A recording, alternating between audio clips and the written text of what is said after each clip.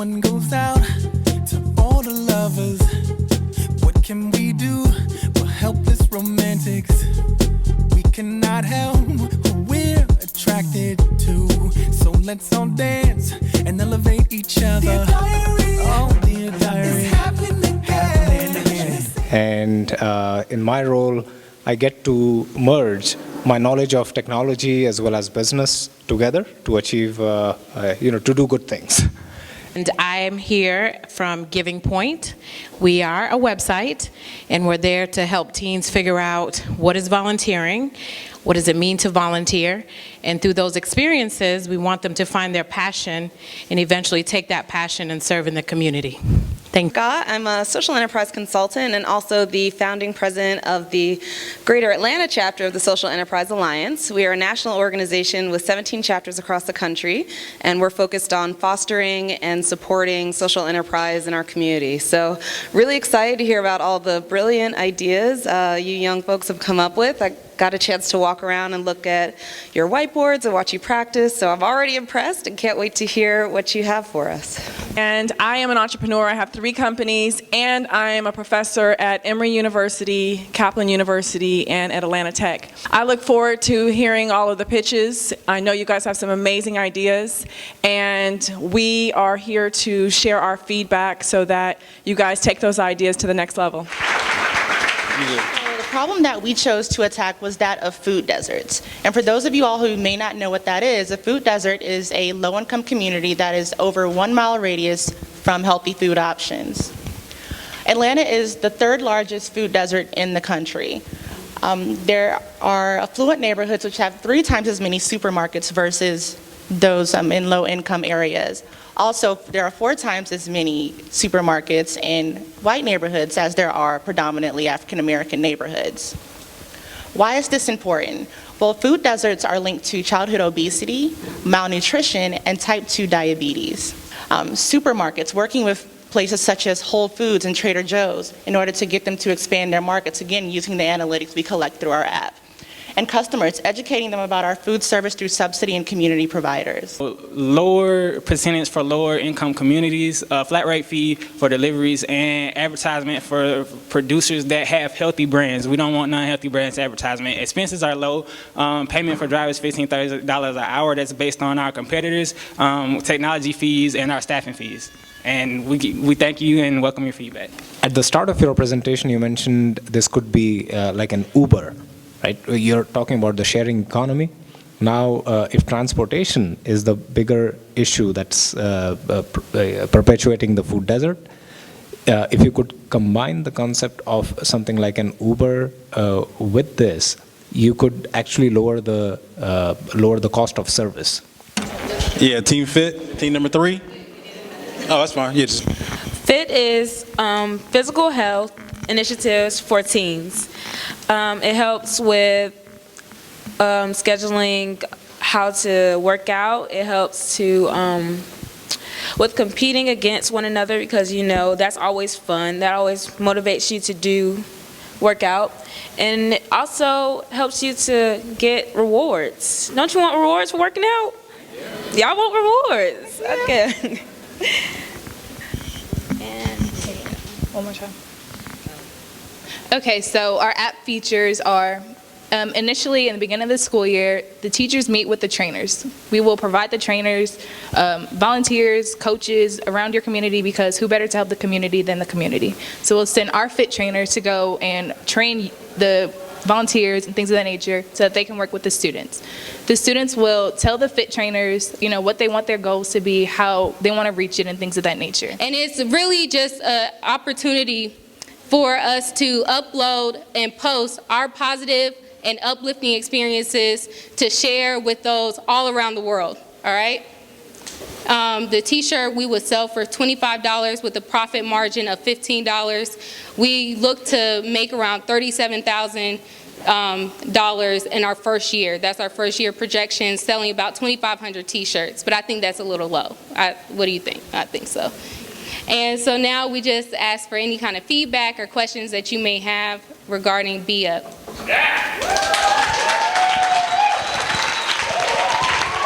Love the concept.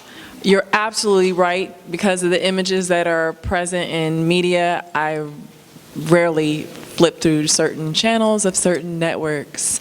My question is, you said young adults. What's the age range? Because in my opinion, you should go as low as possible as far as looking at the age range of most youth who are already accessing the internet and web, so that you can start remolding their minds sooner, especially since we can see YouTube videos of little 8-year-olds doing things they should not be doing until they're my age. So I'd like to know your age. Okay, that didn't sound right.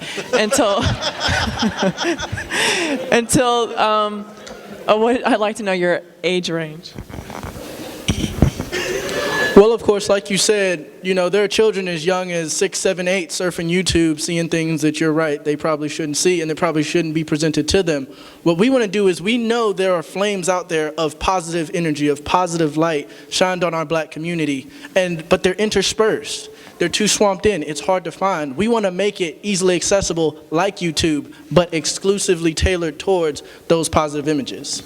And our age ranges, we're starting as young as 12, 13 years old. We really want to hit them at the middle school level. If we can get them even younger, of course, it's going to be dependent upon guardianship, parent, if you want to download this app, which we highly recommend, highly encourage, because it just gives them a positive reinforcement of what's going on in the community, and that you're not an outlier, that there are other people just like you that are positively impacting their homes every day.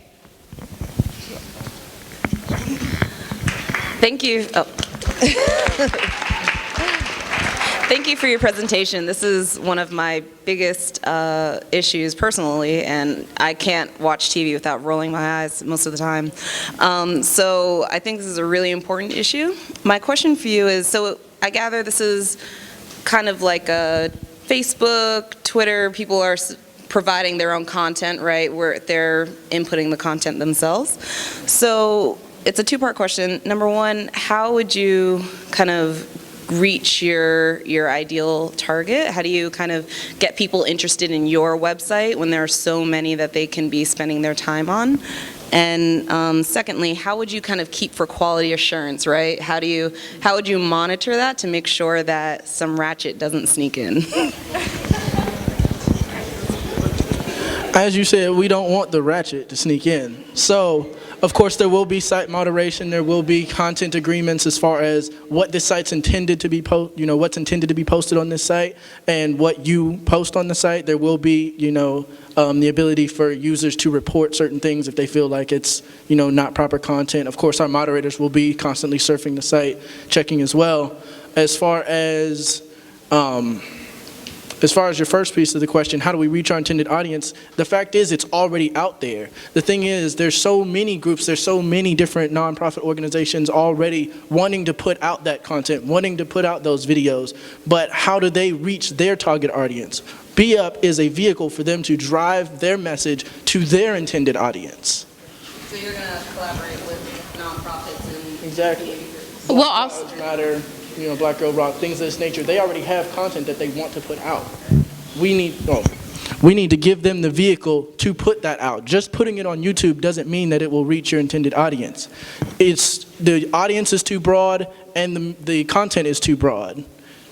Folks like us, we know what we want to see. We go straight to it. We need to make it more accessible to the people who aren't already like us, who's not just searching it out. We need to be able to put it in their face and say, hey, go right here. Not only will you see my positive content, but other like-minded positive content. yes. And also, with our hashtag BeUp, we will be able to streamline and find content. So if somebody's post on Facebook and they hashtag BeUp at the end of it, it's going to stream on our app itself. So you don't have to necessarily go to Facebook, go to Instagram, go to Twitter to find things. You can go straight to BeUp and see anything that has a hashtag BeUp is going to be on our news feed. It's going to already be streaming, so it won't be hard to find. And so our users are already using Instagram, already using Facebook. So all we're going to be really encouraging them to do is using that hashtag BeUp, so that information is pulled and in-sourced and in-house in one central location. I love it. I think it's a great idea, and I love the user-generated content focus and your identifying this channel or being the channel for this content. I think it's a great job. So one thing I like to see, I'm sorry if I missed this. Go ahead. UNCF are texting like, hey, how's it going? I'm like, it's crazy. You guys do an amazing job. Is there a way, I mean, theoretically, maybe some coders can, I don't know, some people can chime in as well. Right. Is there a way for every post that you all collect or whatever, can we drown out WorldStar? That's exactly what I was about to get to. How can we actually drown it out?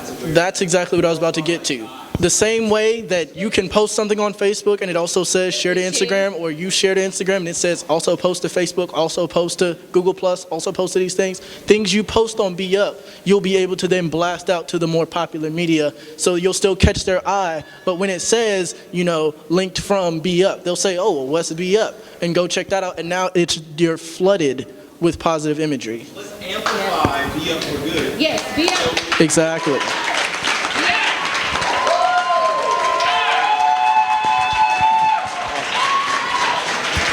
Next team. Okay, So our product is U-Voice, which means unmuted voice. And basically it promotes a safer and less negative social media. So it kind of like cleans up the media in a sense. So, yeah.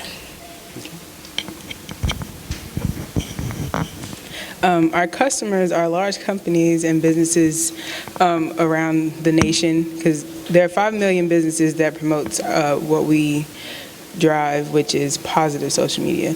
And we plan to target 10% of those businesses, so it's 500,000 businesses that we plan on. Oftentimes, kids get to the late stages of high school and early stages of college and still don't know what they want to do. A year ago, I was one of these kids. I knew I kind of wanted to do computer science, but I didn't know anyone else who'd done it, much less anyone else who looked like me. So when I heard about this issue, I thought, what if a year ago I'd had a college mentor? Well, we want to create Mentor.me app, which starts off with a career roadmap. So we first have a career assessment, which is just a short personality quiz just to, really personalize your mentor and your process of how long and what particular skills you need, and then, your particular career. So next we have matching. So we match your mentors to you based off of your personality quiz. The problem we're having with underserved communities in Atlanta include quality of education, mainly. The first part of quality education might be managing students, keeping up with lessons, effective multitasking, resources available at the teachers and students' fingertip, lack of communication between the school and the students. Okay, we have this software solution. Right now, we have it on our desktop installed. It enables teachers to connect, which is for connection, enables teachers to connect with their students. Also, to add on to that, we're later on in the future, we want to be able to provide easy access to practice test questions to like for SAT and ACT students, because we realize that a majority of students have to pay for those books, and not a lot of people have enough money to pay for those books.